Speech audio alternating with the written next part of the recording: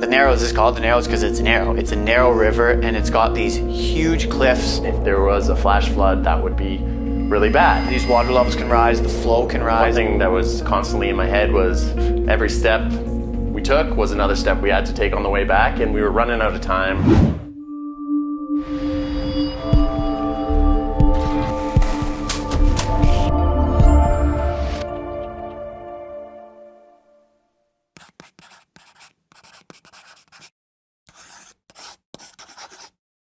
Today we're hiking the Narrows from the bottom up. From the Temple of Sinawava, we'll hike up the Virgin River to Wall Street, the narrowest part of the canyon. From there, we'll continue to the turnaround point at Big Springs. So, I think this was the hike I was the most excited for. It's called the Narrows.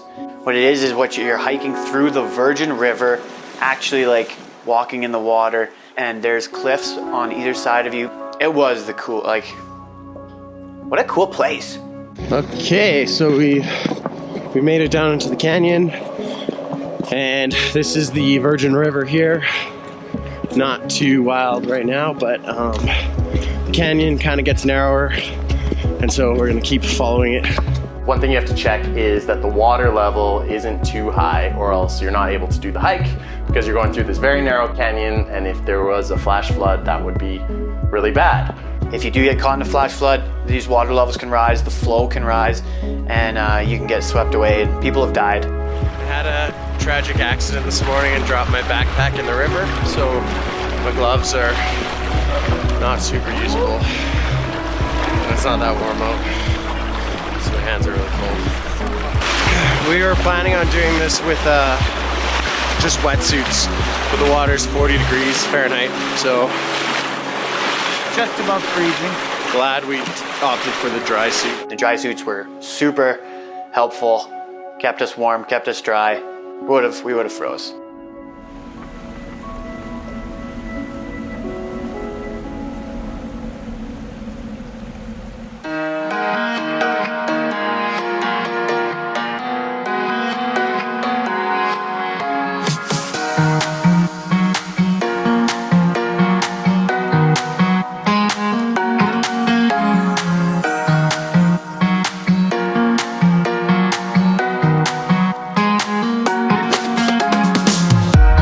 More tiring walking through the water, but it was cool. It was something different, so it didn't really matter. We were excited. Some water? Yeah. Oh, it hurts my teeth. It's delicious. Here, hold this for a I second. got a brain freeze though. Oh, brain freeze.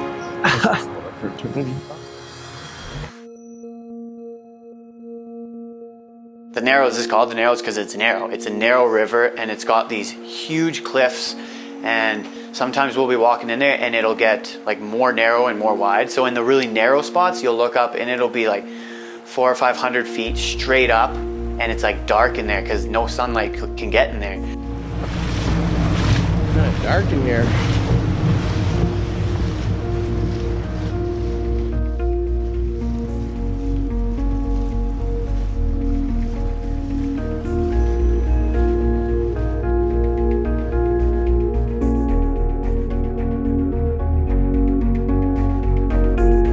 As we continued further and further into the Narrows, one thing that was constantly in my head was every step we took was another step we had to take on the way back, and we were running out of time, but it was just so cool. We just kind of kept going and going. Just wiggling my toes. It just feel the wrinkles in my feet.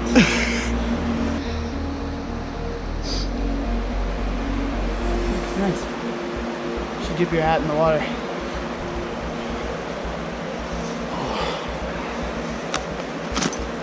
Okay. Okay. Oh. Must be our hangout spot. The legs are a little sore. Kind of feels good to stand in the icy water. Cool them down a bit. Turns out walking through water all day is exhausting. Feels good on the low back.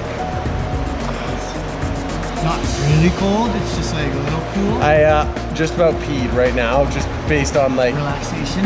and just, I don't know, I always pee when I'm wearing a wetsuit in the water.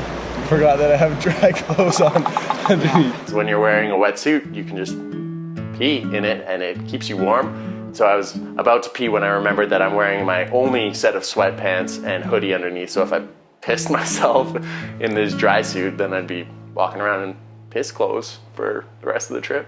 Can't pee in these, I'm wearing sweatpants under. My only pair of sweatpants I brought. Staying in and what's out, staying out. Yeah. So don't pee. So don't pee. This is Anderson trying to pee in a dry suit. The chance he might pee everywhere. I'm peeing. That is hilarious. You have to put that in. It's like I'm almost drinking my own piss. It's not easy peeing out of a dry suit, but I managed. Almost hit my face a couple times. So on these trips, me and Mattson are together pretty much 24/7 the whole time. So sometimes we just need some space. We need some space. I'm sticking over here. I looked over and Anderson was sinking into the mud. Well, let's see it. I'll sit here. I'll stand in here and watch. I hit some like quicksand. Like I sunk up to my knees, my thighs in this sand. It was just really quick. I figured I probably could help him, but he seemed to, for the most part, be able to get himself out. So I left him to his own devices and made sure to capture it on camera.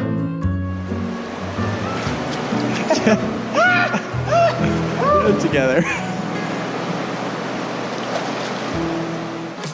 We didn't really have a specific goal for this hike. You can kind of hike as far as you want.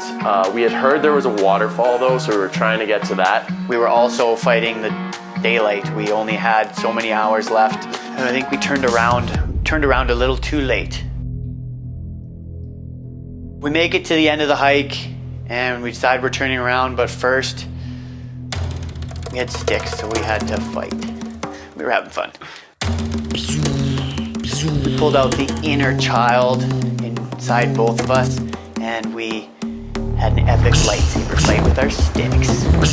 We worked on the choreography of it for a little bit. I go up, down, supposed to hit you in the leg. but we kept messing up. I hit your top, then I hit your leg, and then you hit that.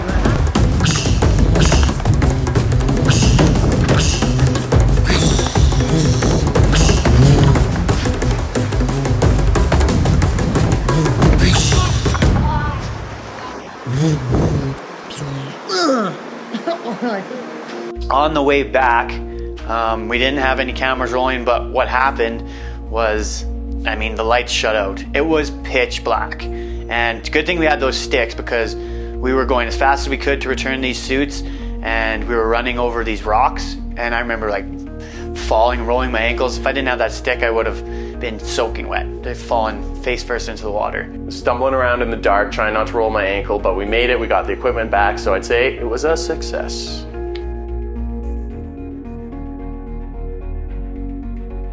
Tune in to ETA next time for another epic trip adventure. One of my goals for this last day was really to get an awesome view of Zion. And observation point is right at the top, at the back of the canyon, so you can see the whole park. So I wanted to get up there and just get that bird's eye view of all of Zion.